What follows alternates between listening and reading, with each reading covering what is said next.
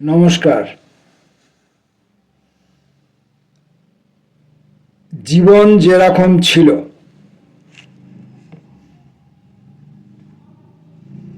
জীবন যেরকম ছিল এই কথা বলতে গিয়ে আমরা আগের ভিডিওতে শুরু করেছিলাম একটি মানুষের মৃত্যু যখন হয় তারপর থেকেই জীবন যেরকম ছিল এই প্রসঙ্গটি আসে। কারণ জীবন বাকি থাকা অবস্থায় তো জীবন যেরকম ছিল বলা যায় না, তাহলে আমার আগের জীবনটা কেমন ছিল সেটা বলা যেতে পারে। কমপ্লিট জীবনটা সম্পর্কে বলতে গেলে মৃত্যুর পর বলতে হবে। এখন মৃত্যুর পর, মৃত্যুর আগের আগের ঘটনাগুলো আমরা মোটামুটি এর আগের দিন কয়েকটি লেখার মধ্য দিয়ে বলেছিলাম। জীবন যেরকম ছিল এই বইটি থেকে, বইটি প্রকাশিত হয়েছিল বই টার্মিনাস প্রকাশনা থেকে 2024 সালে। আজকে আমরা আগের দিন আমরা না মানা হার এই অবধি পড়েছিলাম, যে হার, যে পরাজয়কে আমি মানিনি, সেই পরাজয়ের কথা আগের দিন বলা হয়েছিল। সেই মৃত ব্যক্তিটি বলেছিলেন। আজ মৃত ব্যক্তিটি তার বার্ধক্য জীবন সম্পর্কে কিছু বলবে। আজকে যে লেখাটি প্রথমে পড়ব সেই লেখাটির নাম বার্ধক্য।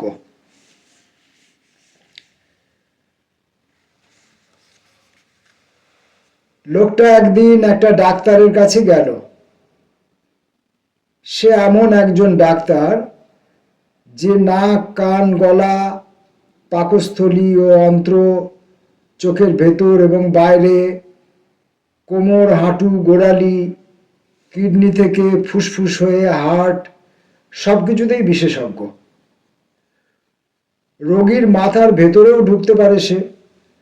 মস্তিষ্কের লঘুগুরু জ্ঞান তার করায়ত্ত। লোকটার সব কিছুই সে পরীক্ষা করে দেখলো নিজের এবং ক্যামেরার চোখে। কোথাও কোনো অসুখ ছিল না তার, সবই ছিল ঠিকঠাক। তবে প্রত্যেকটা অঙ্গেরই এক্সপায়ারি ডেট প্রায় শেষ হয়ে এসেছিল। ডাক্তারবাবুরও কিছু ভুল হলো। হার্ট দেখলো কিন্তু বুক দেখতে ভুলে গেল। ব্রেন দেখলো কিন্তু তার পলিস্তর সরিয়ে সরিয়ে দেখলো না। চোখ দেখলো কিন্তু সেখানে মরা স্বপ্নগুলো নজরে এলো না। রাস্তা বড় দীর্ঘ, একঘেয়ে এবং উঁচু নিচু হয়ে উঠল। দৃশ্যমান সবকিছুর গায়ে পলিউশনের কালি। আহার্যের ভেতর এক গৈরিক বিকর্ষণ। এখন কেউ তাকে দাদা, কাকু, মশাই, স্যার বলে না। তার নাম ও সর্বনাম এখন একটাই, বুড়ো। অর্থাৎ বার্ধক্যে এসে গেলে মানুষকে আর কেউ কোনো সর্বনাম দিয়ে বা কোনো সম্পর্ক দিয়ে ডাকে না, বলা হয় যে বুড়োটা। এটাই তখন একজন পরিণত মানুষের জীবনের শেষ পরিচয় হয়ে দাঁড়ায়, বুড়ো বা বুড়ি যাই বলুন। আরে রাস্তা দিয়ে বুড়িটা যাচ্ছিল, দেখিসনি?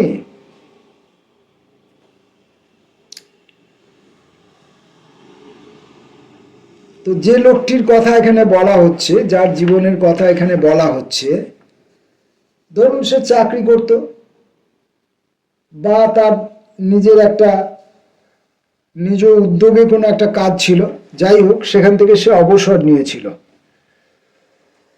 তো অবসর নেওয়ার পরের দিন তার কেমন কি অনুভূতি হয়েছিল সেটা জানা যাক। অবসরের পর দিন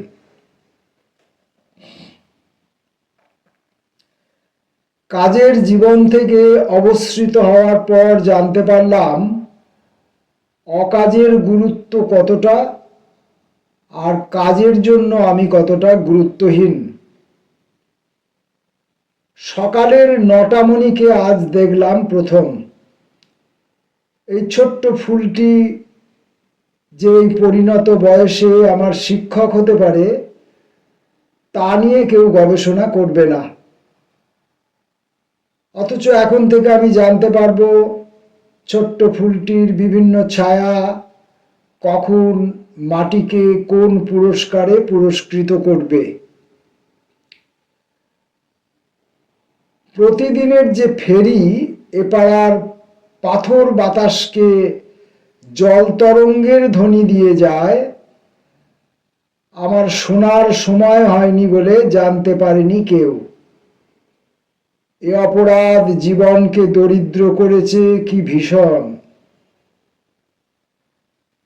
আজই প্রথম টাইম কলের জল এসে বলল, সহজ পাঠের প্রথম ও দ্বিতীয় ভাগ তার নাভি থেকেই জন্মেছে। ওম ধ্বনির চেয়েও মহার্ঘ এই বাণী শুনতে পাওয়ার পর তথাগতের জন্য করুণা হলো। বেচারা নির্বাণ পিপাসু। তথাগতের জন্য করুণা হলো, বেচারা নির্বাণ পিপাসু। নির্বাণ লাভের জন্য বেচারা কত কঠোর পরিশ্রম করেছিল, অথচ এই যে আজকে সকালে টাইম কলের জলে জানতে পারা গেল যে সহজ পাঠের প্রথম ও দ্বিতীয় ভাগের নাকি তার নাভি থেকেই জন্মেছে। ওম ধ্বনির চেয়েও মহার্ঘ এই বাণী শুনতে পাওয়ার পর তথাগতের জন্য করুণা হলো, বেচারা নির্বাণ পিপাসু। এটা তো হলো অবসরের পরের দিনের গল্প। অবসরের দিনে সেই ভদ্রলোকটির কি হয়েছিল, বা অন্য যে কেউ যেদিন অবসর গ্রহণ করবেন সেদিন তার কেমন কেমন কি কি অভিজ্ঞতা হবে। দেখা যাক এই ভদ্রলোকের অভিজ্ঞতার সঙ্গে অন্য কারোর অভিজ্ঞতা কিছু মেলে কিনা। অবসর। চতুর্দিক থেকে সারা জীবনের অন্ধকারগুলো এক জায়গায় জড়ো হচ্ছিল। তারা ব্যথা ও যন্ত্রণায় পরিবর্তিত হচ্ছিল। বুকের ফোঁড়া দুই হাঁটুর কাছে এসে টিস টিস করতে থাকলো। অতি প্রাচীন এক আলোক বিন্দু আর ধ্রুব নক্ষত্র রইল না, খসে পড়ছিল মৃত নক্ষত্র। কখনো কখনো গণিত তার নিজের নিয়মকেই মানতে চায় না। সেজন্য সে প্রতিটি মানুষেরই জীবনের এক একটা সময়কে বেছে নেয়। তখন সেই মানুষটি বেভুল বলে চিহ্নিত হয়।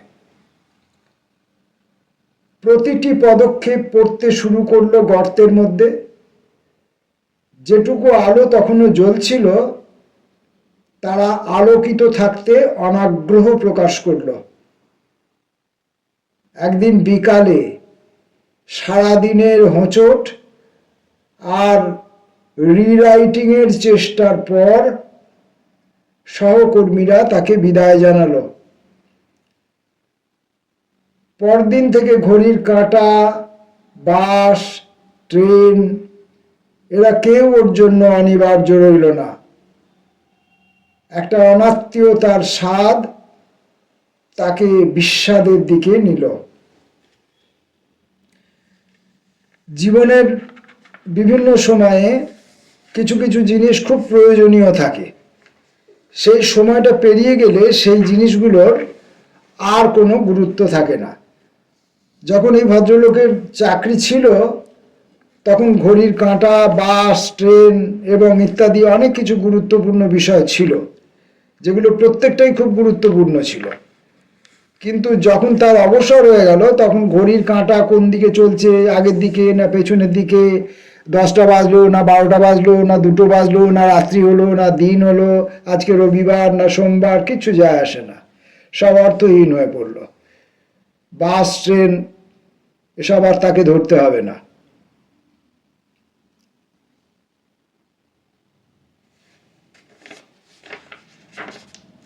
অবসর গ্রহণের আগে মানুষের জীবনে, অবসর আমি বারবার বলছি সেটা যে চাকরি জীবন থেকেই হতে হবে তার কোনো মানে নেই। আপনার নিজস্ব ব্যবসা জীবন আছে, আপনার সংসার জীবন আছে, আপনার সামাজিক জীবন আছে, আপনার সাংস্কৃতিক জীবন আছে, আপনার ভাবনার জগৎ আছে। এই সমস্ত জায়গা থেকে যদি আপনি কখনো অবসর নেন বা নিতে বাধ্য হন, সেই কথা বলা হচ্ছে। তো সেই অবসর যখন আপনি নিতে বাধ্য হবেন বা আপনি অবসর নিচ্ছেন বা আপনাকে অবসরিত করা হচ্ছে, আপনাকে অবসরে পাঠানো হচ্ছে, যেভাবেই ভাবুন, তার আগে বিষাদ কি অনিবার্য হয়? দেখা যাক। বিষাদ। অফিস ছেড়ে ছাদে উঠে আসতাম মাঝে মাঝে। পুরনো দিনের লেজার, রেজিস্টার, বর্তমানের সিপিইউ, ইউপিএস প্রত্যেকেই বড় দুর্বোধ্য আচরণ করত। বৃদ্ধ ঢিমে মানুষকে নিয়ে মানুষ যেভাবে ব্যঙ্গ বিদ্রুপ করে শব্দবাক্য ছাড়া, আলোর শরীর থেকে নুনছাল ছাড়িয়ে আবিল হেঁয়ালি মাখিয়ে দিলে অর্থের দুর্বোধ্যতা বাড়ে যেভাবে।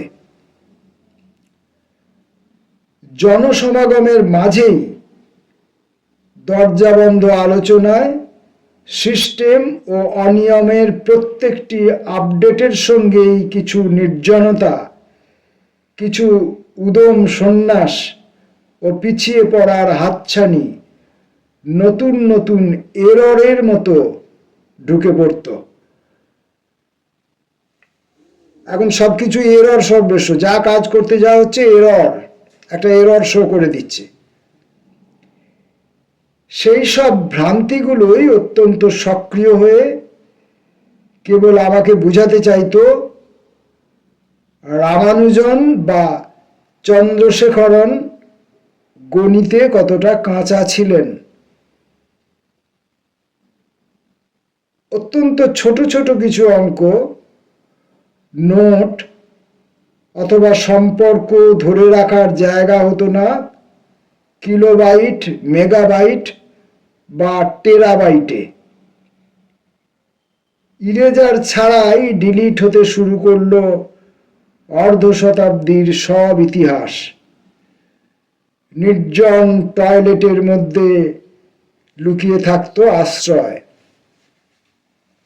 সে যে 50 বছর চাকরি করেছে, হাতে চাকরি করেছে, ম্যানুয়ালি চাকরি করেছে, নিজের কাজ নিজে করেছে, পরে শেষ 10 বছরে সে যন্ত্রের উপর নির্ভরশীল হয়ে পড়লো। এমন যন্ত্র যেখানে ইরেজার লাগে না, নিজে নিজেই সব কিছু ডিলিট করে দিতে পারে, এবং তার সেই ডিলিট করার ক্ষমতায় এই ভদ্রলোকের 50 বছরের জীবন ডিলিট হয়ে গেল। অর্ধ শতাব্দীর ইতিহাস ডিলিট হয়ে গেল। ইতিহাস বলে আর কিছু রইল না। তার চাকরি জীবনে, তার কর্মক্ষেত্রে, তার ব্যবসায়, তার সমাজ জীবনে, তার সংসার জীবনে, তার সাংস্কৃতিক জীবনে কোনো জায়গাতেই তার অবদানের আর কোনো প্রমাণ রইল না।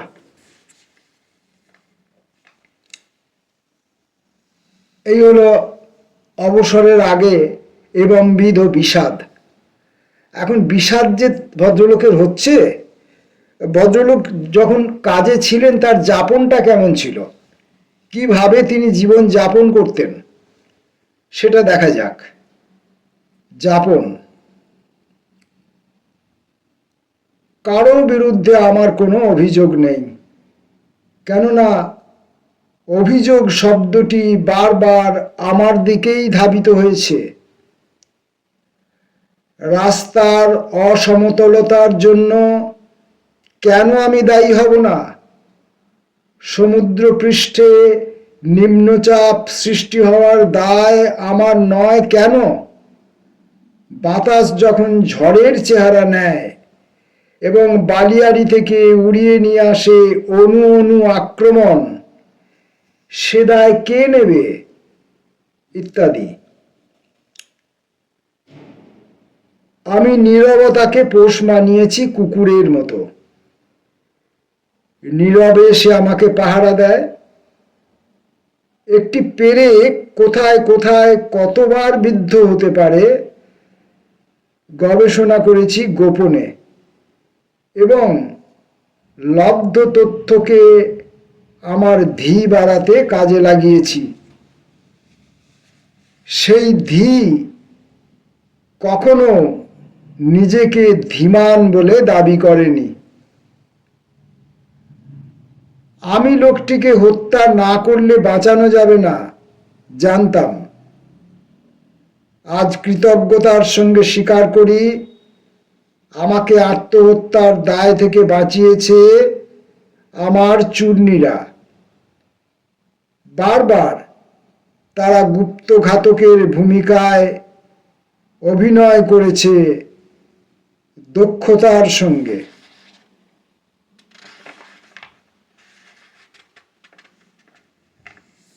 জীবনযাপন যেমনই হোক না কেন, জীবনে বিভিন্ন উঠা পড়া ইত্যাদিকে কেন্দ্র করে মানুষের জীবনে নানান সময়ে নানান উৎকণ্ঠা কাজ করে। কি সেই উৎকণ্ঠা? অবিশ্বাস, সন্দেহ আর দুর্বলতা দিয়ে ঘন করে একটা গ্রেভি বানিয়েছি। অবিশ্বাস, সন্দেহ আর দুর্বলতা দিয়ে ঘন করে একটা গ্রেভি বানিয়েছি। আগামী দিনে যে ঘটনা ঘটবে, যত শুভ্রতা সরলতা এসে তাদের নিবেদিত হতে চাওয়ার দাবি করবে, সব এখানে ডুবিয়ে নেব। বলিষ্ঠ পরিযায়ী পঙ্গপাল অথবা সবুজ স্লিম গঙ্গা ফড়িং এই স্টিকি গ্রেভিতে পড়ে নড়াচড়া করতে পারবে না। মধ্যরাতে বুকের বাঁ দিকে একটু চাপ অনুভব করছি। তাকেও উপহার দিয়েছি অবিশ্বাস। ভূমিকম্পের কোনো নির্ধারিত সময় জানা যায়নি, হতে পারে যে কোনো সময়ে। জলজ ভ্রান্তির নিচে অভিমানের ক্ষীর জমা আছে। ভিক্ষা চায় হাতের তালুর ওষ্ঠ। কাল একটু বেশি মাত্রায় নিরপেক্ষ। কাল একটু বেশি মাত্রায় নিরপেক্ষ। সময় সময় সবসময় খুব নির্মম হয়, খুব নিরপেক্ষ হয়, এবং তার সময় জ্ঞান বা ঔচিত্যবোধ যাই বলো খুব কম। যখন তখন মেন সুইচ অফ করে। এরকম অবিমৃষ্যকারিতা তার হামেশাই দেখি। এই নিয়ে উৎকণ্ঠা। কখন যে সুইচ অফ হয়ে যাবে কেউই জানে না, এবং সময়ও আপনার সম্পর্কে এবং সময় তার নিজের সম্পর্কেও খুব উদাসীন। জীবন যেরকম ছিল, এই পর্যায়ের আর একটি অভিজ্ঞতা আজকে আমরা পাঠ করব, নচেত বড় হয়ে যাবে ভিডিও। এই অভিজ্ঞতাটির নাম হলো অবিশ্বাস। বিশ্বাস আমার সঙ্গে এক ঘরে আর থাকতে রাজি নয়, চলে গেছে। ধসপ্রবণ এলাকায় নিজেকে পুঁতে হতে চেয়েছি দেওদারু বৃক্ষ, এবং যথারীতি অল্প সাদা, মোটামুটি সাদা আর অত্যন্ত সাদা সকলের জন্যই বরাদ্দ করেছি সমান সন্দেহ। এবং যথারীতি অল্প সাদা, মোটামুটি সাদা আর অত্যন্ত সাদা সকলের জন্যই বরাদ্দ করেছি সমান সন্দেহ। কাউকেই আর বিশ্বাস হয় না, সকলকেই, সবাইকে দেখলেই সন্দেহ হয়। আশ্চর্য হবার মতো অন্তত একটি শব্দ ডিকশনারিতে খুঁজেছি, পাইনি। যে সমস্ত মনোরম ফুল যেসব লোকেদের বাগানবান করে তোলে, সেই সব ফুল সেই সব লোকেদের মতো পেতে চেয়ে থাপ্পড় খেয়েছি। আর থাপ্পড় এমন একটা জ্ঞান উন্মেষক খাদ্য, যা খাবার পর থেকেই দৃষ্টিশক্তি অত্যন্ত প্রখর হয়ে ওঠে। স্পষ্ট দেখতে পাই সব ব্যক্তিগত নদীরা কিভাবে নদীর ভৌগোলিক স্থিতিকে অমান্য করেছে। ধীরে ধীরে আমি খুব সহজ গণিতের মতো বুঝতে পারছি প্রবীণতা আমার সঙ্গে করমর্দন করতে এগিয়ে আসছে। যখনই প্রবীণতা আমাদের দিকে এগিয়ে আসে, অর্থাৎ আমরা ক্রমশ প্রবীণতার দিকে এগোই, আমরা ক্রমশ প্রবীণ হতে শুরু করি, তখনই আমাদের মধ্যে উৎকণ্ঠা, অবিশ্বাস, এই সব জিনিসগুলো খুব প্রাসঙ্গিক হয়ে ওঠে, এগুলো খুব প্রবল হয়ে ওঠে। এই রকমই জীবনযাপন একজন সাধারণ মানুষের। আরও এবং ইত্যাদি আছে, সেগুলো আমরা পরের ভিডিওতে জীবন যেরকম ছিল প্রসঙ্গে জানতে পারবো। আজকের মতো নমস্কার।